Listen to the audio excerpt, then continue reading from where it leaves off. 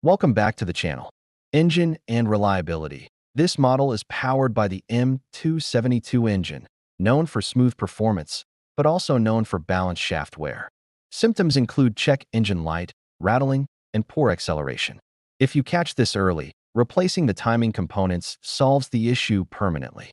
Fluid and oil-related issues. Oil leaks are extremely common. Most leaks come from the valve cover gaskets, oil cooler seals, and the front crankshaft seal. These are straightforward repairs that cost little if done yourself. Electrical system. Owners frequently complain about electrical faults, but most are simple: a weak battery, poor grounding, or a bad fuse module.